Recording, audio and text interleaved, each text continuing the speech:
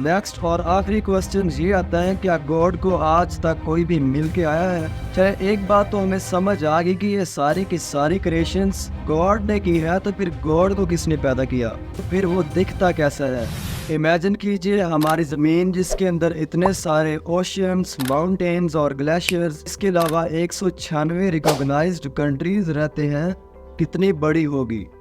ज़मीन का size 510.1 million kilometre square है। और क्या आप जानते हैं कि इतने बड़े डिजिट को अगर 510 के साथ मल्टीप्लाई किया जाए तो सूरज का साइज़ बनता है, और सूरज के साइज़ को अगेन बढ़ाया जाए तो मून का साइज़ बनता है, और इसके साथ साथ मून के साइज़ को बढ़ाया जाए तो स्टार्स का साइज़ बनता है। आप इमेजिन कीजिए कि क्रिकेट का बहुत बड़ा स्टेडियम है और उसके अंदर एक छोटी सी बॉल पड़ी है, तो हमारी ज़मीन का साइज़ कायनात के अंदर ऐसे ही है जैसे स्टेडियम के अंदर एक छोटी सी बॉल पड़ी हो। साइंसदानों ने जब इस बात पर खोज लगाना शुरू की कि पूरी कायनात का साइज़ कितना बड़ा है, तो उनको बस एक ही जवाब मिला, और वो जवाब ये था, द यूनिवर्स इज़ इन्फिनाइट, कि कायनात का साइज़ लामहदूद है, इसको मापा नहीं जा सकता।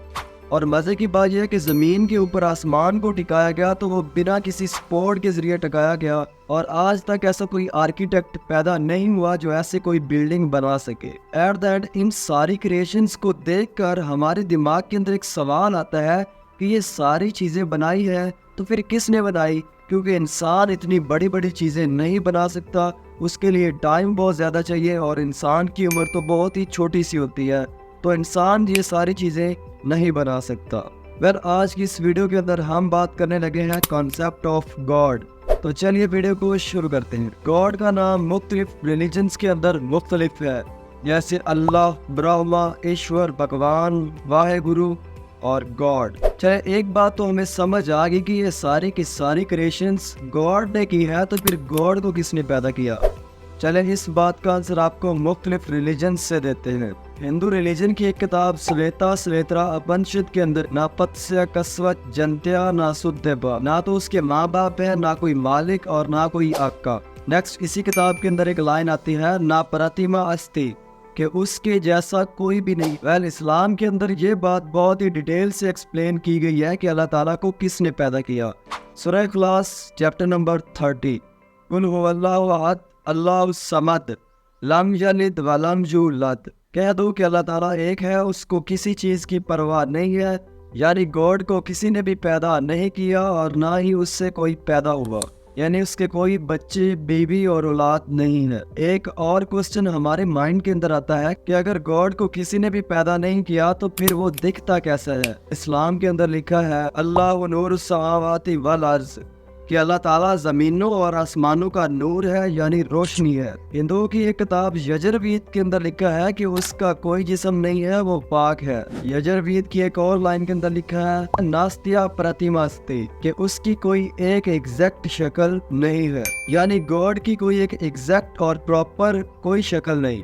अगला क्वेश्चन हमारे माइंड के अंदर आता है, क्या गॉड खाना खाता है? वेल, इस सवाल का जवाब इस्लाम के अंदर लिखा है, वाह युतियमु वला युतम, कि वो जो खाने को देता है उसको कोई भी नहीं खिलाता, यानी जो गॉड है वो हमें खाने को देता है और हम उसको नहीं खिला सकते। हिंदू रिलीजन की किताब अथर्ववेद के अंदर लिखा है, देव महा उसी पालने वाला बहुत बड़ा है। सिख रिलीजन की एक किताब जो उनके मास्टर गुरु ग्रंथ ने लिखी, उस बुक का नाम है जापू जी। उसके आगाज के अंदर लिखा है कि पालनहार एक ही है, उसे सच्चा और बनाने वाला कहते हैं, यानी उसने ही इंसान को बनाया है।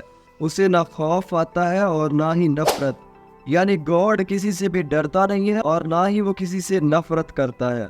अच्छा, तो कुछ हमने मान लिया कि गॉड इस दुनिया के अंदर मौजूद है, तो फिर वो है कहाँ? वेल, इस्लाम रिलीजन कहता है कि जिस तरह हमारा एक आसमान है, इस तरह इसके ऊपर और भी 7 आसमान है, और गॉड उस 7वें आसमान के ऊपर रहते हैं। नेक्स्ट और आखिरी क्वेश्चन ये आता है, क्या गॉड को आज तक कोई भी मिल के आया है? तो इसका जवाब आता है यस। मुसलमानों के मास्टर प्रॉफिट मोहम्मद सल्लल्लाहु अलैहि वसल्लम एक दफ़ा मेराज पर गए। मेराज का मतलब ये है कि उनको रात के थोड़े से हिस्से के अंदर ज़मीन से लेकर आसमानों तक और जन्नत और दोज़ख की सैर करवाई गई।